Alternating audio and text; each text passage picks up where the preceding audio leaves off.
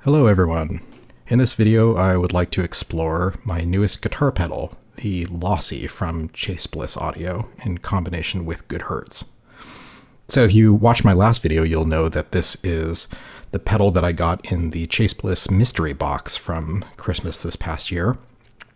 It's a really kind of fun promotion that they were doing, where they were selling these boxes that you'd buy for a bit less than what you'd normally pay for one of their pedals, and you'd get a random pedal and you wouldn't know which one it was going to be. So I was lucky in that I got one that I was actually interested in, which is this Good Hertz Lossy.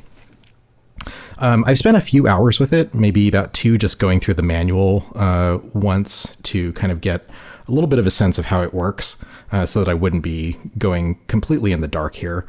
But I wanted to, while I'm still pretty fresh and haven't experimented with it much, do that with you, so you can get a sense of what this sounds like with a modular setup, which is what I'm using here. So a little bit about the patch that I've got going. I've got 2 voices, a drum part using Basimilus Aterasosilia, and a melodic part using Manus Aterasosilia. These are well-known and popular oscillators from noise engineering, and let's listen to what they sound like. Here's the drums. So this is a single module that's doing kind of like a full drum part, and the way I'm doing that is by using the traffic from Jasmine and Olive Trees.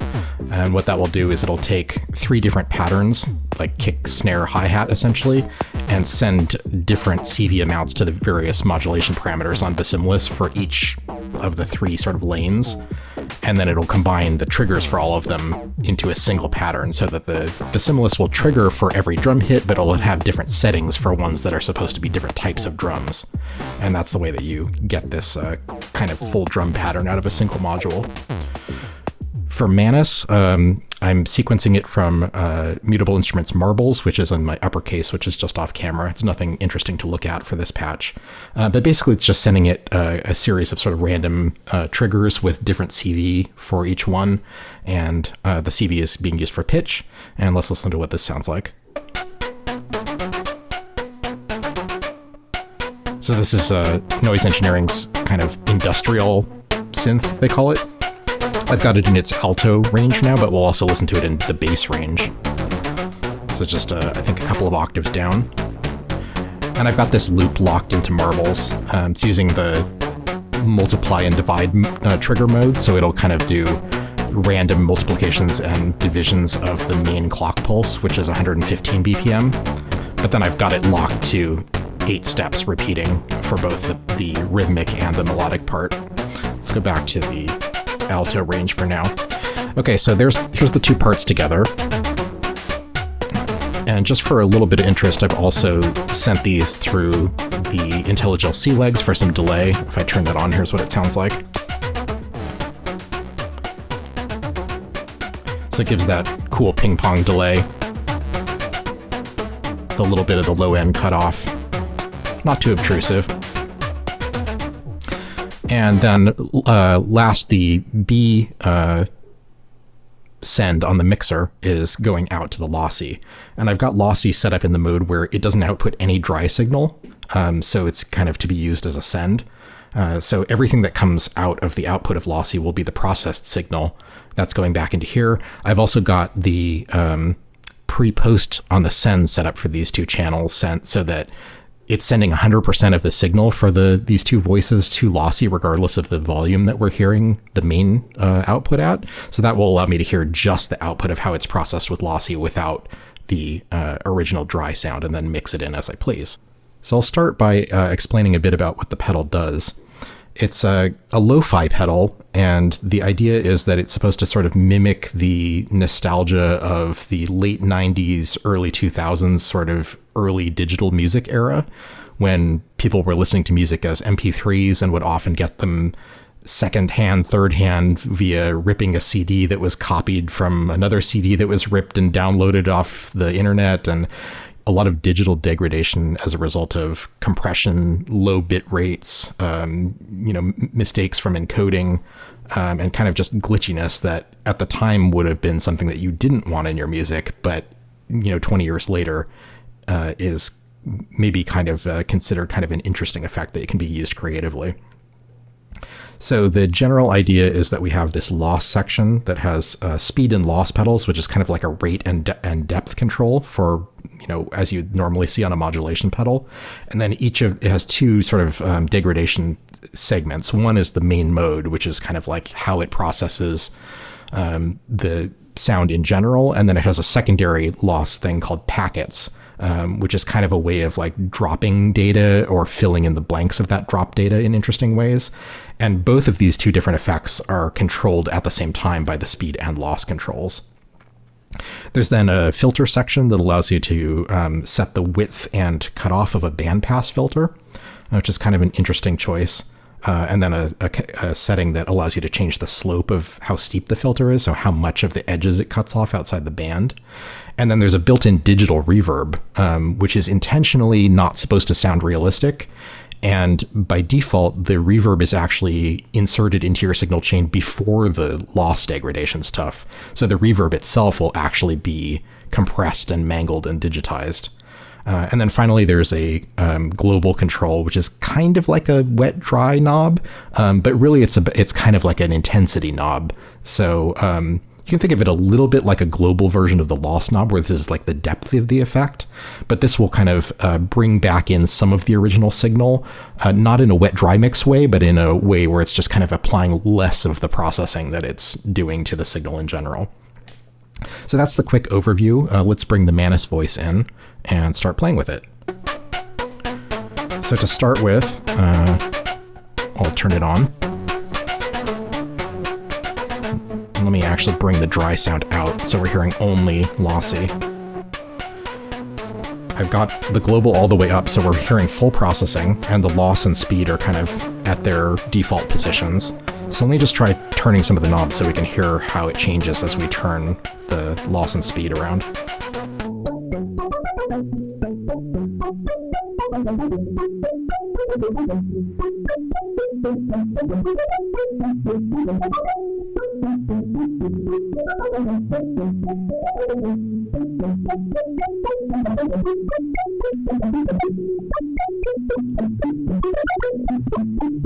So you get sort of more glitchy high frequency content when the speed is higher. And a little more low end, I guess. Kind of smeariness when the speed is low. Let's try turning it up pretty extreme, but then dialing back the global.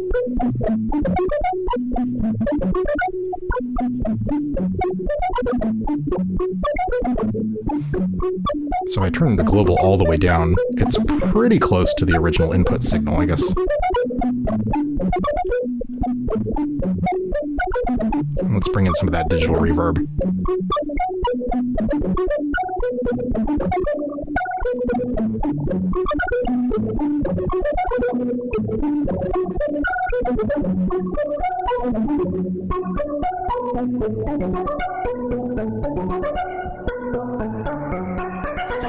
There you can hear the reverb unprocessed when I start to bring the loss down. After 12 o'clock, it goes into like more wet than dry, so you may be hearing only the reverberated sound processed at these high settings of reverb. There's also hidden controls. If you hold down both pedal buttons, each knob will do a different thing. So this one will change the decay of the reverb. Let's turn it all the way up. So now we get much more smearing.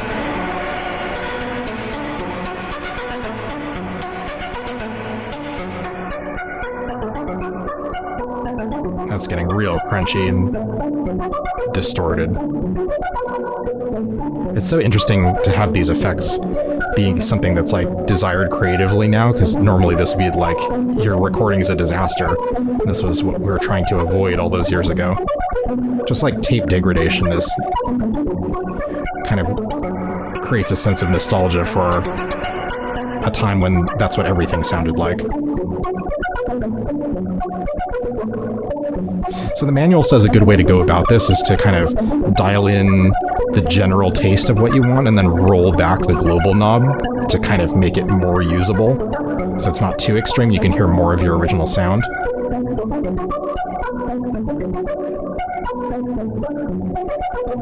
So let's mix this in with the dry signal to hear what it sounds like kind of as a effect applied on top.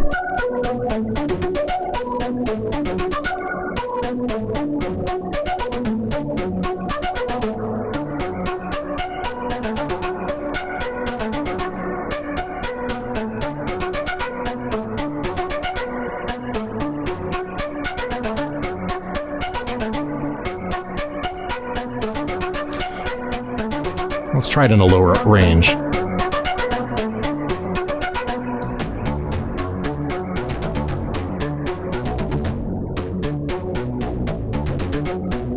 You get that really recognizable kind of underwater sound of a low bitrate recording.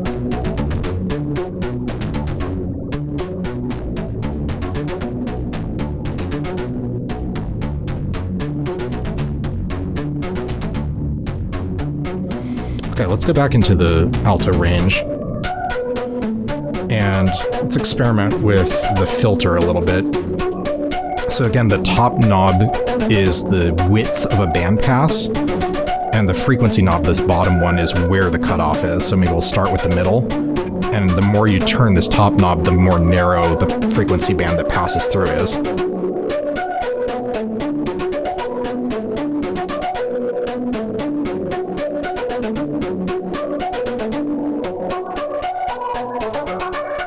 So it's mostly in the upper mids. You weren't hearing it as much when I had it at noon. There was some lower content too, though. And then this slope, again, is how steep that edge is. It's kind of like resonance and to a degree. It's not really accentuating a frequency, but I find that at extreme settings, it makes that sweep kind of more dramatic. You hear that?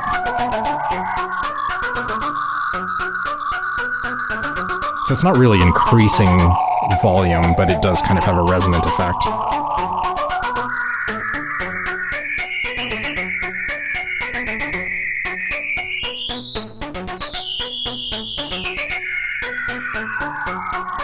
So it really crunches up with that high slope. Let's keep it on the milder setting though.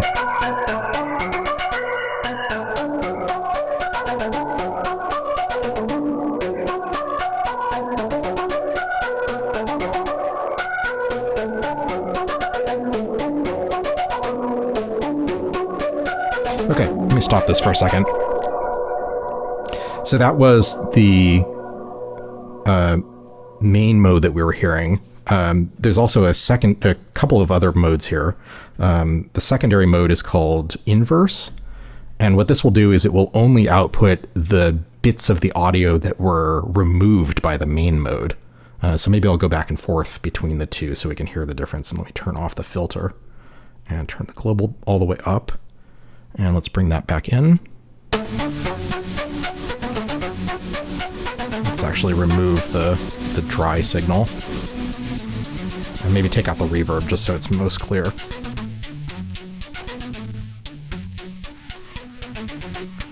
Okay, so here's the default reduction. And here's inverse. It's kind of interesting. Let's go up to higher loss settings. You can hear it's kind of a very thin sound because it's just the parts that were removed. If we go back to the main mode.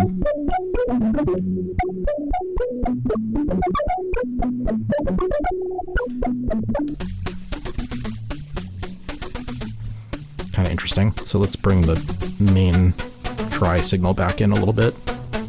Maybe some reverb. Has a lot of that underwater bubbly sound.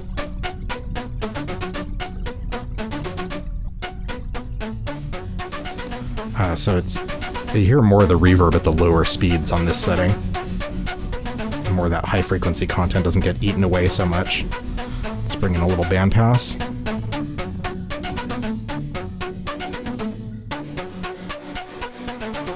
Oh, there's a lot of high frequency content up here.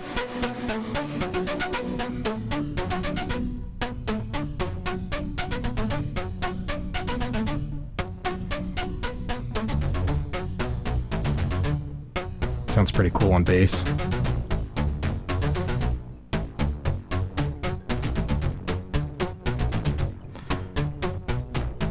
Okay, let's try the third mode. The third mode is kind of a clock noise and phase kind of desync, and so it's kind of noisier. So far I haven't found this one to be as useful, but I've only spent a few hours with this, so it's going to require a lot of experimentation. Let's bring out the dry sound. So you can hear all that noise that's being added. Some of that's from the reverb being processed. Let's take the reverb out. And again, to compare that against the normal mode.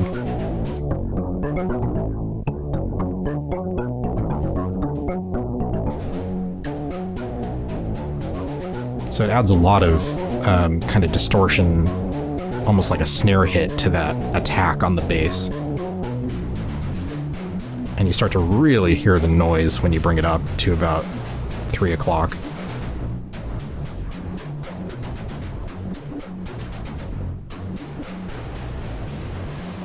And then by the time you're up at the top here, you don't even hear your original input.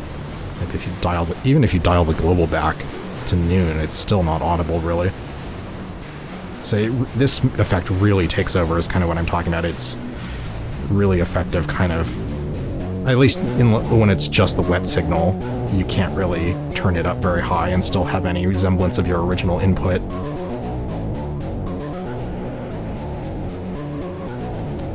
That sounds wild with the reverb introduced as well.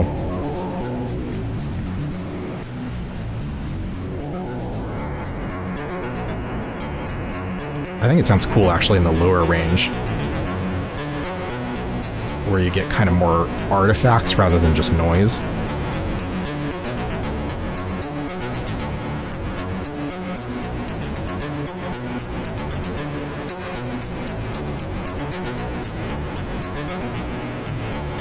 And at slower speeds, I think it sounds good. Okay, let's bring the dry signal in on top.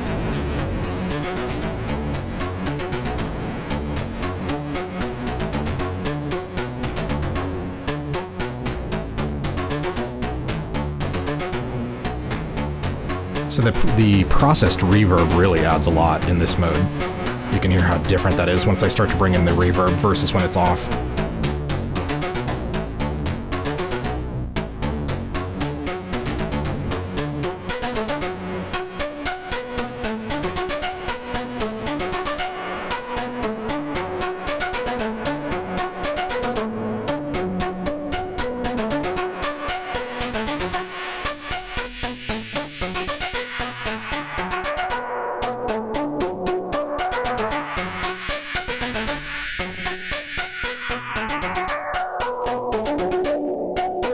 Getting some sort of clipping there. I wonder if that's... I'm not maxing out the output on my mixer, so I think this is actually kind of internal clipping. I'm not sure if that's intentional. It's hard to know when the whole effect is all about messing up the sound in a way that normally would have wanted to be avoided.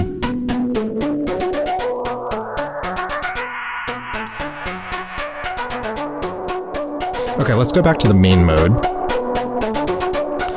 And get rid of the bandpass filter. Go global all the way up. And let's check out these packet modes. So far we've been in the clean mode where the packet effect is not applied. If we go to the right position, then you'll start to hear these dropouts. Let me bring the dry signal out.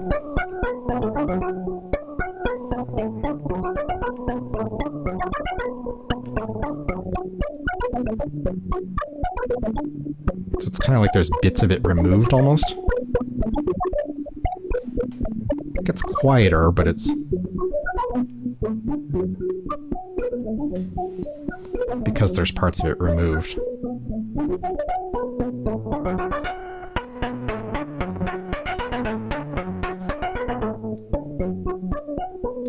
Let's try it with really high loss. Oh, so if we go all the way up, it just like removes everything. But then if we dial back the global, you still don't hear anything even at 50% global. So it really pulls out a lot.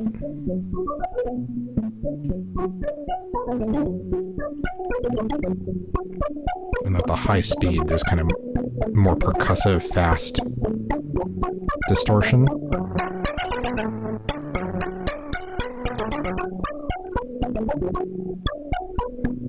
If we bring in some reverb. I mean, it's a cool texture, but it's pretty destroyed from the original.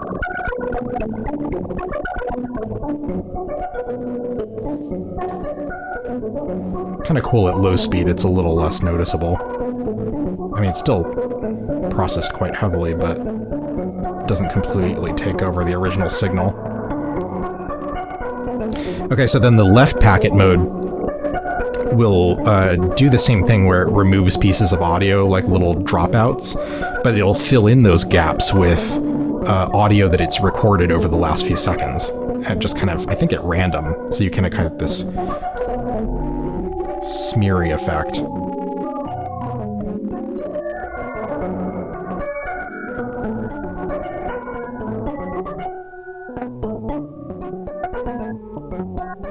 And the higher you turn up the speed, the less smeary and more kind of percussive and glitchy it is. But you hear all those kind of little glitchy bleeps and bloops up in the high end. I think that's the signal that's being added back into those gaps. So at low speed, it's very warbly, kind of like broken tape.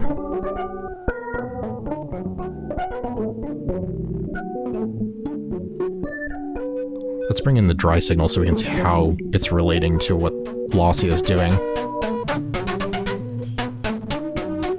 So it's really kind of lagging behind when you've got it on these low settings, and it just becomes more of a texture. It's harder to relate to the dry signal.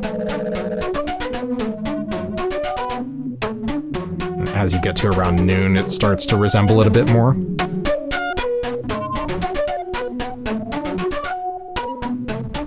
That's pretty cool.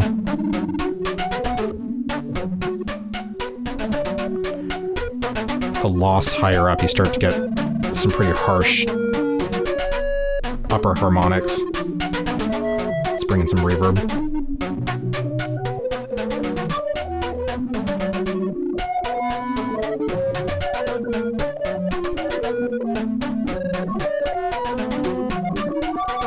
That's a pretty wild distortion of the dry signal. Let's try it in the bass range.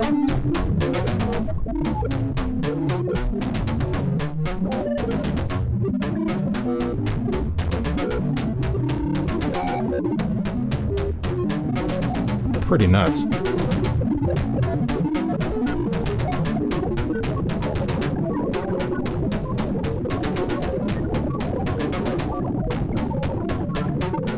It's like Star Wars sound effects. Bit of filter.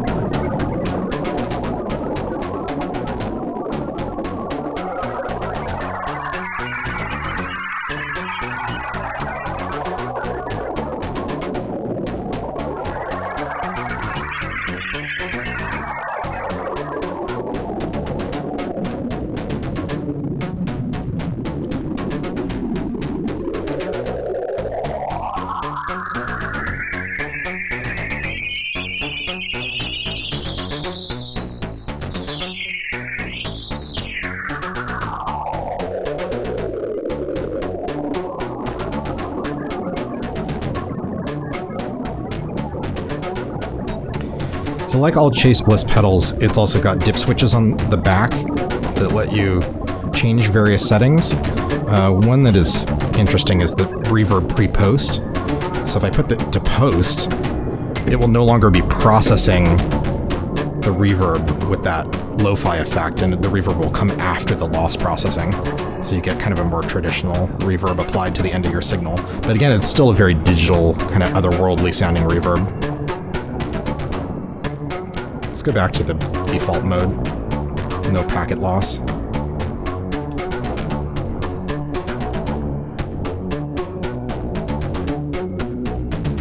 It's a very like synthetic sounding reverb.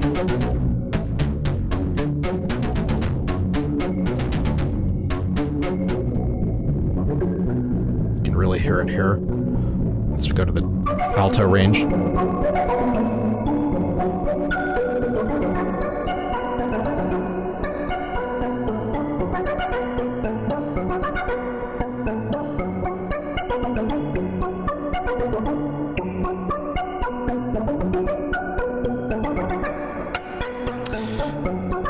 Okay, let's go back to processed reverb. There's also a couple of cool freeze states. Let's go kind of to some default settings. If you hold the left switch down, it freezes the buffer of what was happening at that moment. And then you can mess with what's frozen. Probably is most effective with the filter.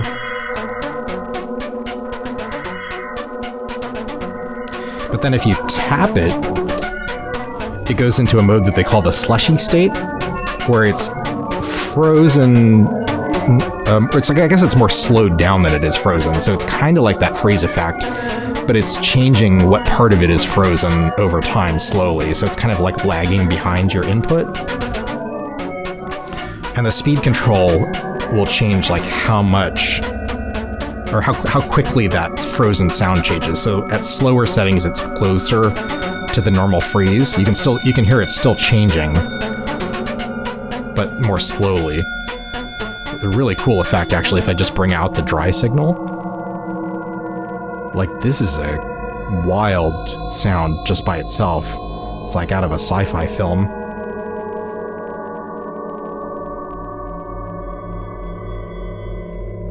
It's really kind of hauntingly beautiful, actually.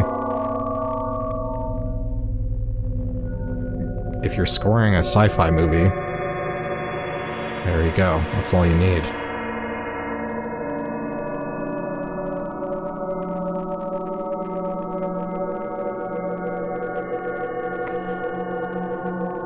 But as you turn up the speed, it changes what's in the buffer faster, so faster updates of the slush.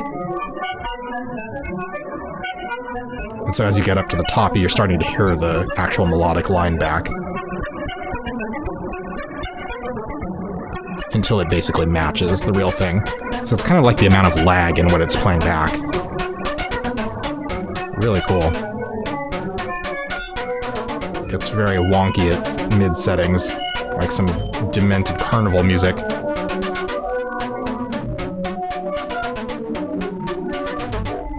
Let's hear what that sounds like on the inverse mode. Interesting. So again, you hear mostly the original input because this is such a strong effect as the loss is turned up.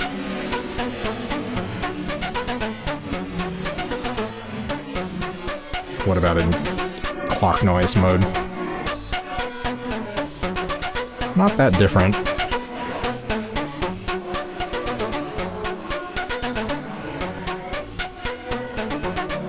Let's bring in our delay.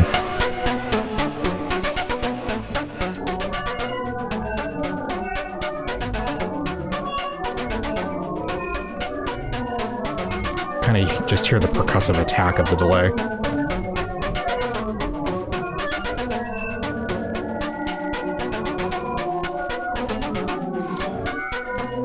Alright, let's turn the slushy state off so we can hear some processing with the delay.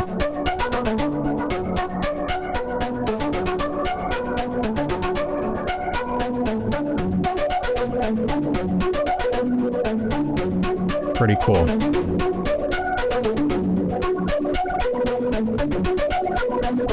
It's just the wet. Pretty gnarly. But maybe with global dialed back.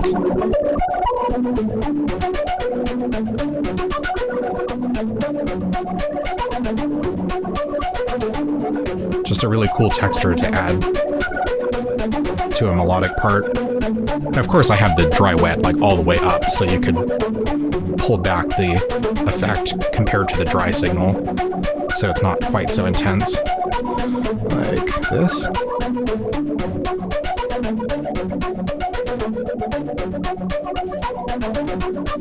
That's maybe a bit more tasteful for what you might do in a real piece of music with this. Very cool.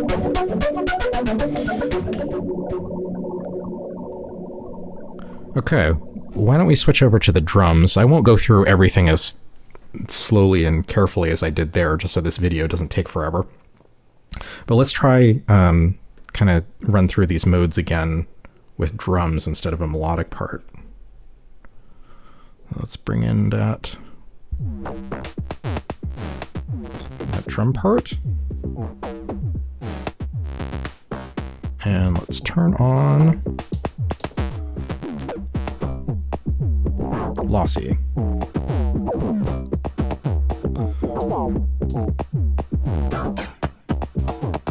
This is more subtle. Let me turn up the loss.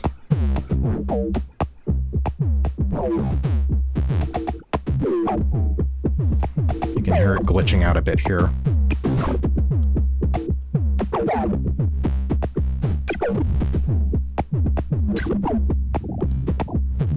So we add in a little reverb, it gives it more to chew on as the sounds are longer. You can hear that reverb tails being smeared and glitched.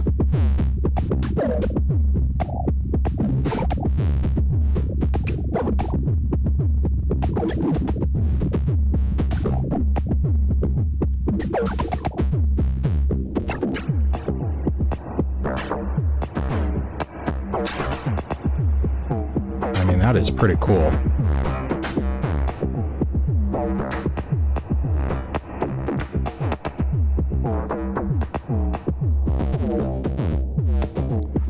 Reverb really kind of disappears as you turn up the loss on this. I try turning the decay on the reverb shorter. It's probably more appropriate for drums.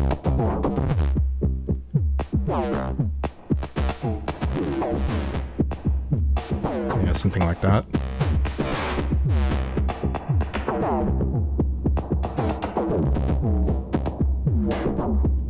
That is cool. Kind of accentuates the lower part. Let me actually turn on the delay. I think that'll make the drum part more interesting too. I mean, that is cool. Let's bring some bandpass in.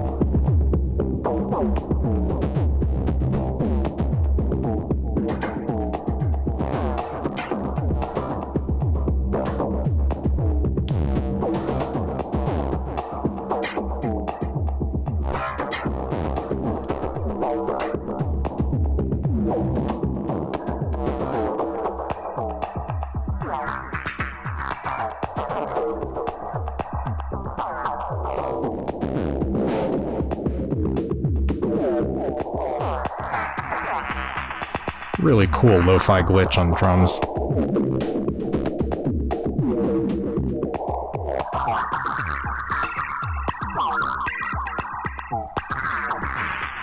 Let's try some packet dropout.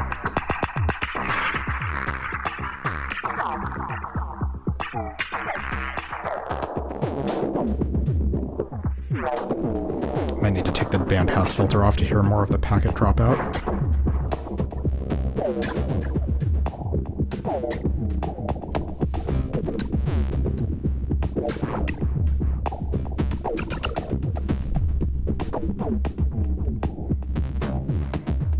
Relatively subtle, honestly. I'm not sure I can detect which part of it is the packet drop.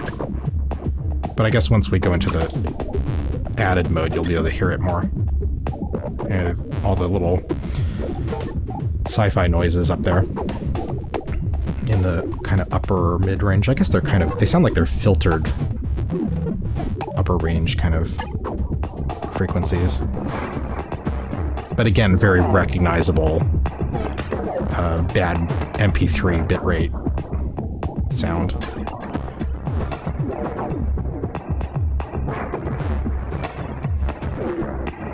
Clock noise. That sounds pretty good with drums. A little extra hiss on the end. I mean, these are kind of low-end drums.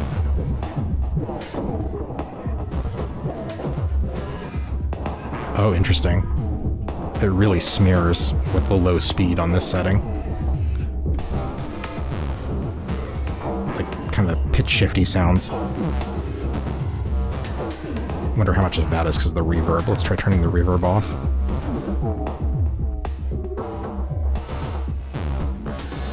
I mean, that's actually pretty cool without the reverb. I dig that.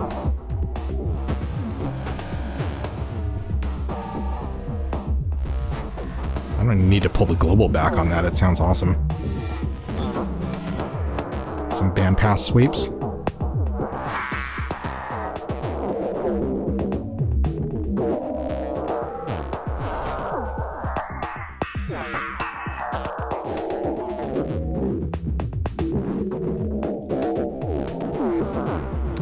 And let's see, what is freezing this sound like? So we kind of just get a low hum. Depends on where you catch it, though.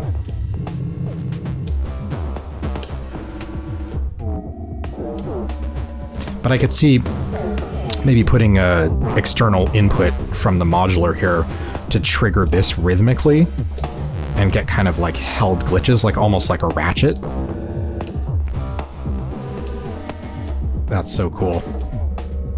I'll definitely have to try this on an actual piece of music. And then in the slushy state, so it gets pretty, again, pretty kind of washed out at these low speed settings.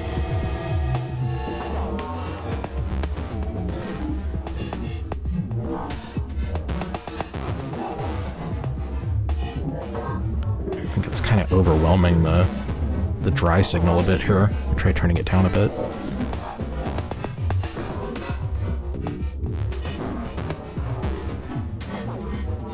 Huh.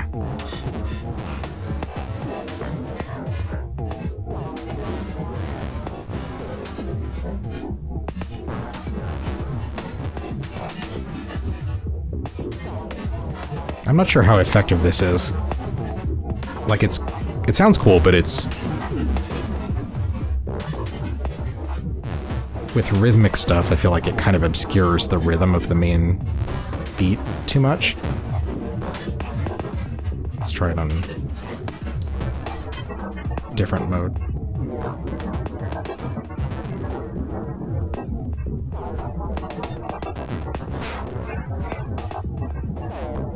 A little reverb.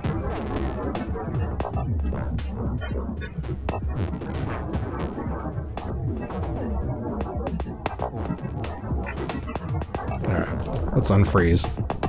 Bring this back up. How about both parts at once?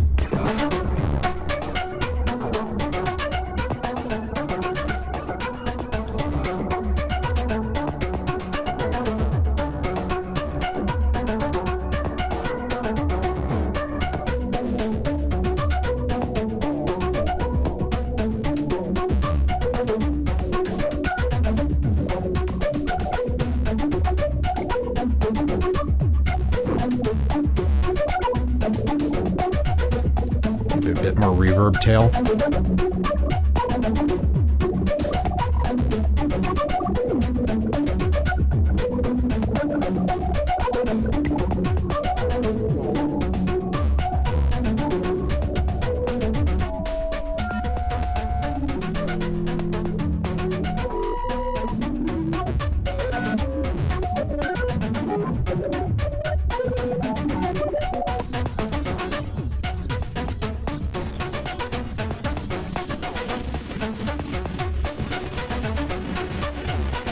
Another cool feature it has, which is in common as far as I understand with all Chase Bliss pedals, is kind of built-in modulation.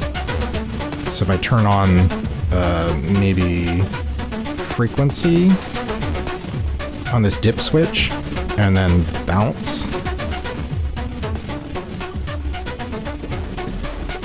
what this will do is it'll kind of constantly modulate this knob.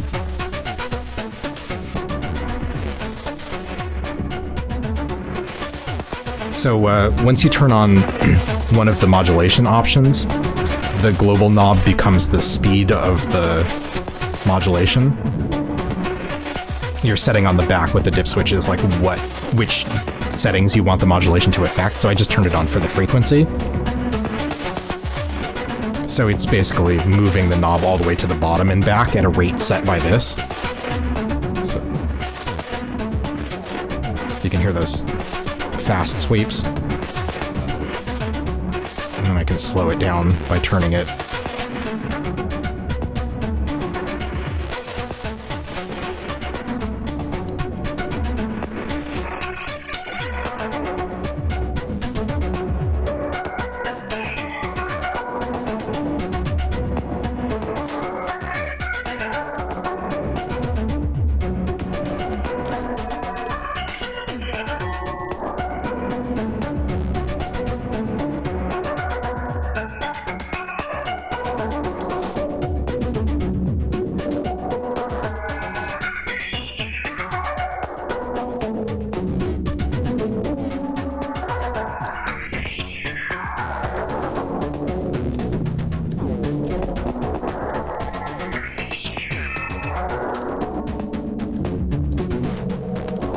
There's a bunch of other stuff that this can do that I haven't covered.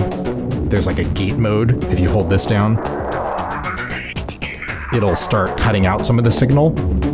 And you can use the upper knob here to change how much of the, like where the cutoff of where it should gate it is. And all of these dials have hidden settings for various things when you hold down both buttons. And I think some of these switches have secondary modes too. I guess this one does. And lots more options on the back for various stuff. Great, cool effects with this pedal. I'm really glad I got this one. So I hope this was useful. I hope it was somewhat listenable, or at least gave you an idea what this pedal can sound like with some synth sounds and how you might use it.